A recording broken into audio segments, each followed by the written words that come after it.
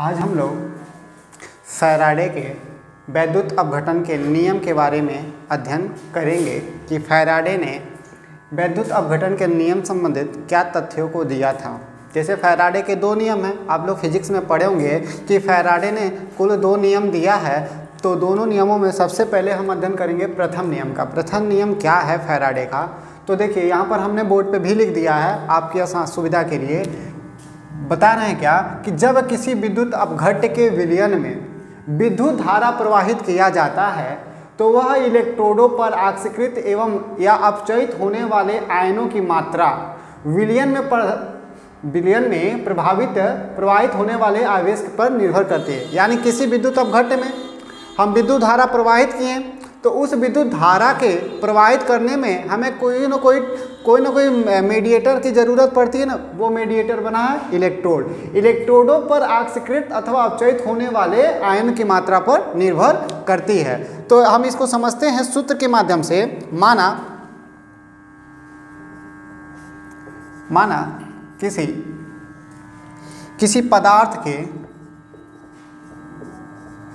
किसी पदार्थ के विलयन में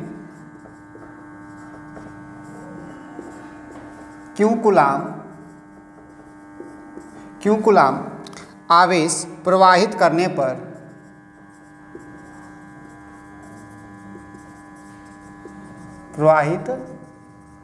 पर माना किसी पदार्थ के विलयन में Q कूलाम आवेश प्रवाहित किया गया तो उस आवेश के, देखो यहाँ पर क्या लिखा, विद्युत धारा जब प्रवाहित किया जाता है तो इलेक्ट्रोडों पर आक्षेपित एवं अपचयित होने वाले आयन की मात्रा।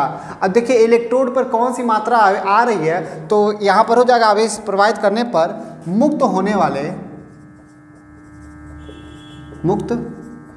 वाले पदार्थ की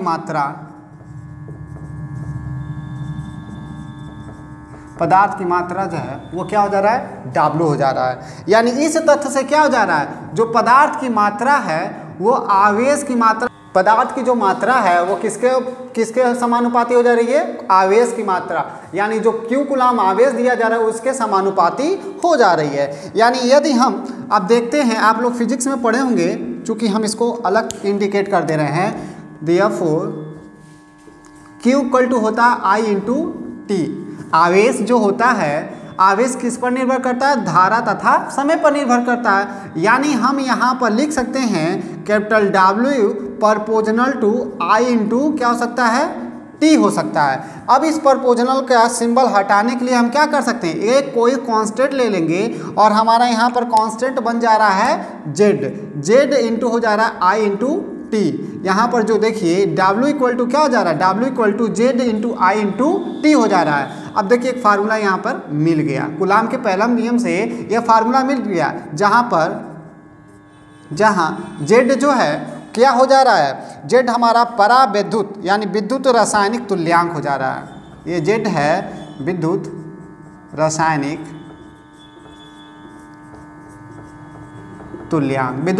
तुल्यांक हो गया।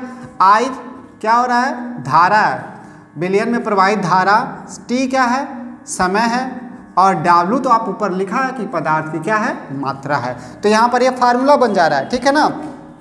अब मान लेते हैं, पुनः मान लेते हैं यदि धारा और समय को इकाई कर देते हैं, मतलब एक माना किसी विलयन में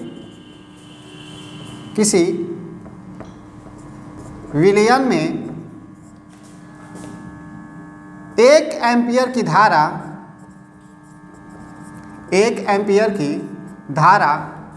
1 सेकेंड के लिए प्रवाहित की गई। माना विलयन में 1 एम्पियर की धारा 1 सेकेंड के लिए प्रवाहित की गई, तो तब हमारा पदार्थ की मात्रा क्या हो जाएगा, तब देखिए, तब W बराबर हो जाएगा Z इंटू 1 गुणे 1, अर्थात W क्या हो जाएगा, Z के बराबर हो जा रहा है। किस कंडीशन में, जब हम धारा और समय को एकांक मान लेते हैं, इकाई मान लेते हैं, तब हमारा जो W है यानी जो पदार्थ की मात्रा है वह विद्युत रासायनिक तुल्यांक के क्या हो जा रहा है, बराबर हो जा रहा है। पुनः फैराडे के नियम से, यानी यहाँ पर क्या हो सकता है कि किसी विलयन है, देखिए किसी क्या हो जाएगा, किसी आयन का विद्युत रासायनिक जो तुल्यांक है वह उसमें 1 मोल में यानी इकाई समय में उत्सर्जित होने वाले पदार्थ की मात्रा के बराबर होता है। किसी विलयन का विद्युत रासायनिक तुल्यांक 1 मोल पदार्थ के यानी 1 मोल पदार्थ की मात्रा के बराबर होता है।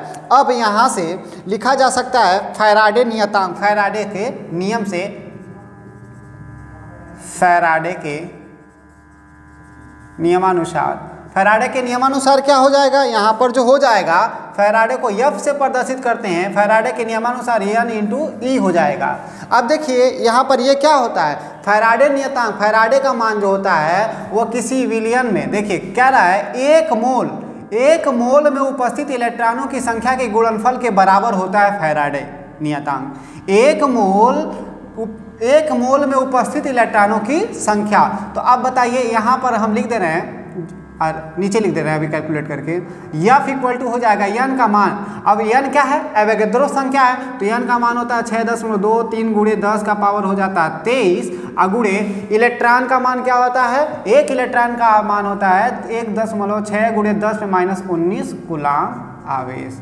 ठीक है ना, ये कूलाम में आ जाता है।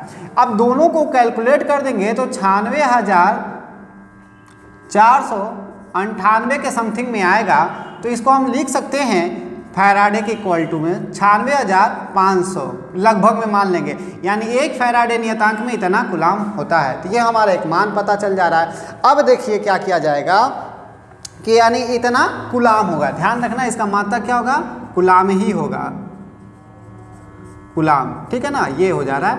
अब यहाँ से फैराडे के नियम के अनुसार से, क्योंकि आप लोग इसको फिजिक्स में पढ़े होंगे इसलिए यहाँ से भी ध्यान देना है, ये भी फिजिक्स में या केमिस्ट्री में जो होता है फर्स्ट ईयर में पढ़ाया गया होगा कि एक एवोगैड्रो संख्या, यहाँ पर हम लिख दे रहे हैं जहाँ n इक्वल टू हो जाएगा एवोगैड्रो नंबर, एवोगैड्रो संख्या, और एवोगैड्रो संख्या का मान जो होता है 6.023 गुणे 10 का पावर होता है 23, और ये जो है इलेक्ट्रॉन का आवेश होता है, और 1 इलेक्ट्रॉन पे जो आवेश होता है वो होता है 1.6 गुणे 10 में -19 कूलाम का आवेश होता है। ठीक है ना, ये आपका हो गया। अब देखिए इसी फार्मूले को और भी ज़्यादा हम ड्राइव कर रहे हैं, तो यहाँ से हम थोड़ा इरेज कर दे रहे हैं। ये क्या हो जाएगा यहाँ पर अब चूंकि एक जो फैराडे होता है वो क्या होता है, एक फैराडे जो होता है वो एक फैराडे विद्युत आवेश की वह मात्रा है जो 1 इलेक्ट्रॉन, यानी 1 फैराडे क्या है, विद्युत आवेश की वह मात्रा है जो 1 ग्राम आयनों में, 1 ग्राम तुल्यांक आयन में उपस्थित आयनों की मात्रा होती है, 1 ग्राम तुल्यांक में उपस्थित आयनों की मात्रा होती है। यानी जब यहाँ पर Z इक्वल टू उसी फार्मूले से लिखा जा सकता है, Z इक्वल टू हो जाएगा 1 ये E अपान हो जाएगा 96,000। ये Z क्या है, विद्युत रासायनिक तुल्यांक। तो वही मैंने बताया, एक फैराडे जो होता है एक विद्युत रासायनिक तुल्यांक में उपस्थित आयनों की संख्या होती है।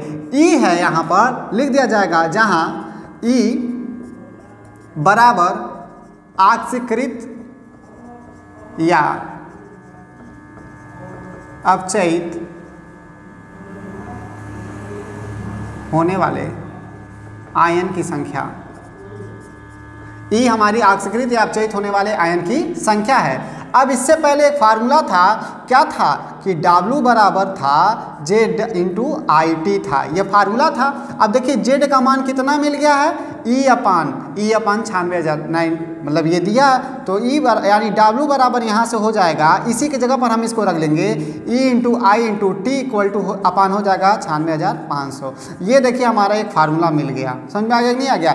ये किसके बराबर है, यहाँ पर W के बराबर है। अब देखिए अब ये किसके बराबर है, देखिए यहाँ पर यदि चाहें इस फार्मूले को या करके लिख सकते हैं, E को इधर ट्रांसफर कर देते हैं तो W अपान क्या हो जाएगा, E हो जाएगा, बराबर हो जाएगा I इंटू T बटा कितना हो जाएगा 96,500 हो जाएगा। और I और T किसका मान के बराबर है, देखिए IT हम यहाँ पर ब्रैकेट में लिख रहे, चूँकि Q बराबर होता है IT और यह बराबर होता है 96,500, जैसा यहाँ पर प्रूफ हुआ है। तो 96,000, अब देखिए IT का मतलब Q और 96,500 का मतलब यह, यानी W/E इक्वल टू हो जाएगा I into T upon 96,500 equal to हो जाएगा Q/F। ये भी देखिए एक फार्मूला बन जा रहा है, यहाँ पर भी एक फार्मूला बन जा रहा है। तो इस प्रकार से फैराडे का प्रथम नियम ये हो जाता है। अब हम चर्चा करते हैं द्वितीय नियम पर।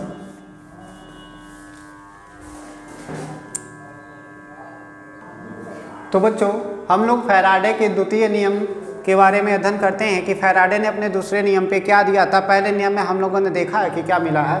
अब द्वितीय नियम में क्या बता रहा है फैराडे, यदि विभिन्न अपघट्यों के, विभिन्न विद्युत अपघट्यों के, सॉरी यहाँ पर विद्युत छूट गया है, विभिन्न वैद्युत अपघट्यों के विलयन में समान आवेश प्रवाहित किया जाता है। तो यदि हम मान लेते हैं एक विद्युत अपघट्य है, बी एक विद्युत अपघट्य है, सी एक विद्युत अपघट्य, इसी तरह से इन्फिनेटिव कर सकते हैं। तो कह रहा है विभिन्न विद्युत अपघट्यों के विलयन में यदि समान आवेश प्रवाहित किया जाए, इसमें भी आवेश यानी आई धारा प्रवाहित करते हैं, इसमें भी आई धारा, इसमें भी आई धारा, सब में आई धारा प्रवाहित करते हैं, तब प्रत्येक इलेक्ट्रोड पर आयन समान, आयन के समान ग्राम तुल्यांक मुक्त होंगे।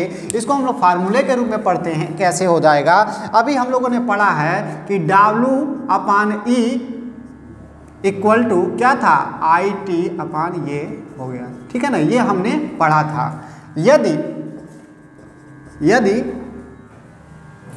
यदि देखिए I और T मतलब धारा और समय, धारा और समय को क्या किया जाए, स्थिर कर दिया जाए।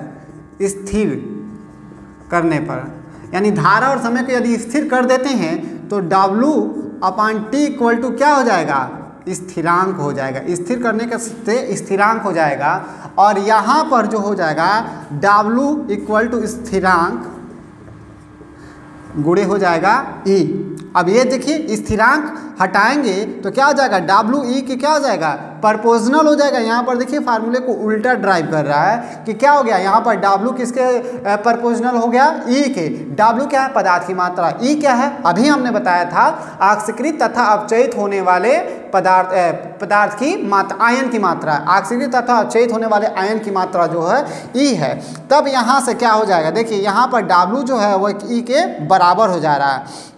इसी तरह यानी इसी प्रकार देखिए, इसी प्रकार कह रहा है ना, विभिन्न के लिए कह रहा है ना, तो क्या हो जाएगा, जैसे यहाँ पर जो है, यहाँ पर देखिए, यहाँ पर WA, अभी हमने A भी विलयन माना था ना, WA अपान हो जाएगा EA बराबर जो हो जाएगा WB अपान हो जाएगा EB इक्वल टू WC अपान हो जाएगा EC इक्वल टू, इसी तरह इन्फिनिटी हो जाएगा। लेकिन यह किसके बराबर आ रहा है, स्थिरांक के बराबर आ रहा है, यानी चाहे विलयन जो भी हो। कहने का तात्पर्य फैराडे ने यही ना बताया है कि चाहे विलयन 50 हो जाए, उसे कोनो मतलब नहीं है, लेकिन उसकी जो मान स्थिरांक है वो हमेशा नियत रहती है, हमेशा एक समान रहती है। इसीलिए देखिए यहाँ पर WA/EA, तो मतलब एक प्रकार का विलयन होगा, ये दूसरे प्रकार का विलयन होगा, या तीसरे प्रकार का विलयन हो गया, या चाहे आप 50 तरह से विलयन ले लें, मतलब कोई नहीं है। लेकिन जब उसमें एक समान विद्युत अपघट्य मतलब एक समान धारा प्रवाहित करते हैं तो उनका मान हमेशा क्या रहता है, एक नियत रहता है। तो यही फैराडे ने अपने दूसरे नियम में बताया था। ठीक है, आज के लिए बस इतना ही, फिर नेक्स्ट वीडियो में। धन्यवाद।